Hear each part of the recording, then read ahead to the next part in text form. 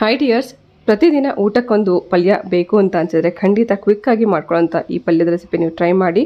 ರುಚಿನೂ ಚೆನ್ನಾಗಿರುತ್ತೆ, ಆರೋಗ್ಯಕ್ಕೂ ಅಷ್ಟೇ ಒಳ್ಳೆಯದು. ಇದು ನುಗ್ಗೆ ಸೊಪ್ಪನ್ನು ಬಳಸಿ ಮಾಡ್ತಿರುವಂಥ ಸ್ಟಿರ್ ಫ್ರೈ ಅಥವಾ ನುಗ್ಗೆ ಸೊಪ್ಪಿನ ಪಲ್ಯ. ನುಗ್ಗೆ ಸೊಪ್ಪಿನ ಪಲ್ಯ ಮಾಡೋದಕ್ಕೆ ಮೊದಲನೇದಾಗಿ ಬಾಣಲಿನಲ್ಲಿ 2 ಸ್ಪೂನಷ್ಟು ಎಣ್ಣೆ ಹಾಕಿ ಅದರಲ್ಲಿ 2 ಸಣ್ಣಗೆ ಕಟ್ ಮಾಡಿರೋಂಥ ಈರುಳ್ಳಿ ಹಾಕಿ ಫ್ರೈ ಮಾಡ್ಕೊಳ್ಳೋಣ. ಈರುಳ್ಳಿ ಜಾಸ್ತಿ ಬ್ರೌನ್ ಆಗಬಾರ್ದು, ಲೈಟಾಗಿ ಟ್ರಾನ್ಸ್ಪರೆಂಟ್ ಆಗೋವರೆಗೂ ಹುರ್ಕೋಬೇಕು.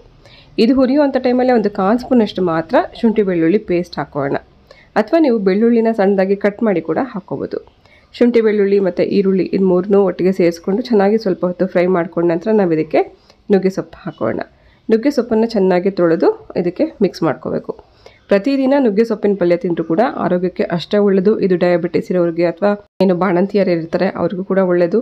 ಸೊ ಆರೋಗ್ಯದಾಯಕವಾಗಿರೋಂಥ ಫೈಬರ್ ಕಂಟೆಂಟ್ ಹೆಚ್ಚಾಗಿರೋಂಥ ನುಗ್ಗೆ ಸೊಪ್ಪಿನ ಪಲ್ಯನ ಪ್ರತಿದಿನ ಈ ರೀತಿ ನೀವು ಮಾಡ್ಕೊಂಡು ತಿನ್ಬೋದು. ಇದಕ್ಕೆ ಸ್ವಲ್ಪ ಅರಿಶಿನ, ಖಾರದ ಪುಡಿ, ಉಪ್ಪು ಹಾಕಿ ಮಿಕ್ಸ್ ಮಾಡಿಕೊಂಡು ಸ್ವಲ್ಪ ಇದನ್ನು ಬೇಯಿಸ್ಕೊಳ್ಳೋಣ. ಎಳೆ ಸೊಪ್ಪಾದರೆ ಬೇಗ ಬೇಯುತ್ತೆ, ಸ್ವಲ್ಪ ಬಲ್ತಿರೋಂಥ ಸೊಪ್ಪಾದರೆ ಒಂದು 3 ನಿಮಿಷ ತೊಗೊಳುತ್ತೆ. ಅರ್ಧ ಕಪ್ಪಷ್ಟು ನೀರು ಹಾಕಿ ನಾನು ಇದನ್ನು ಬೇಯಿಸೋದಕ್ಕೆ ಬಿಡ್ತಾಯಿದ್ದೀನಿ.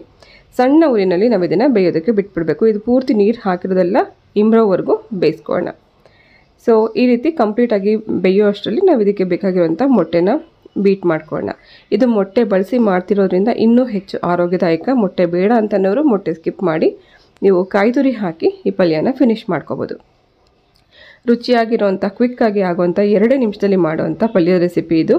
ಸೊ ಈ ಸೊಪ್ಪು ಬೆಂದಿದೆ ಅಂತ ಗೊತ್ತಾದ ನಂತರ ಲಾಸ್ಟಲ್ಲಿ ನಾವು ಇದಕ್ಕೆ ಮೊಟ್ಟೆ ಹಾಕಿ ಮಿಕ್ಸ್ ಮಾಡ್ಕೋಬೇಕು.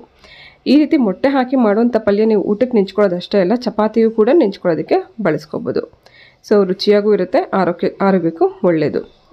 ಮೊಟ್ಟೆ ಎಲ್ಲ ಚೆನ್ನಾಗಿ ಬೆಂದು ಈ ರೀತಿ ಸೊಪ್ಪಲ್ಲಿ ಹೊಂದ್ಕೊಳ್ಳೋವರೆಗೂ ಬೇಯಿಸ್ಕೊಂಡು ಸ್ಟವ್ ಆಫ್ ಮಾಡಿ ನೀವು ಈ ರೀತಿ ಬಿಸಿ ಬಿಸಿ ಇರುವಂಥ ಪಲ್ಯನ ಊಟಕ್ಕೆ ಅನ್ನ ಜೊತೆ ನೆಂಚ್ಕೊಳ್ಳೋಕ್ಕೂ ಚೆನ್ನಾಗಿರುತ್ತೆ, ಅಥವಾ ಚಪಾತಿ ಜೊತೆಗೆ ನೆಂಚ್ಕೊಳ್ಳೋಕ್ಕೂ ಚೆನ್ನಾಗಿರುತ್ತೆ. ಪ್ರತಿದಿನದ ಒಂದು ಊಟದ ತಟ್ಟೆನಲ್ಲಿ ಈ ರೀತಿಯ ಆರೋಗ್ಯದಾಯಕವಾಗಿರುವಂಥ ಪಲ್ಯದ ರೆಸಿಪಿ ನೀವು ಒಂದ್ಸತಿ ಟ್ರೈ ಮಾಡಿ, ಮಾಡಿದ ಮೇಲೆ ಹೇಗಿತ್ತು ಅಂತ ಕಮೆಂಟ್ ಮಾಡಿ.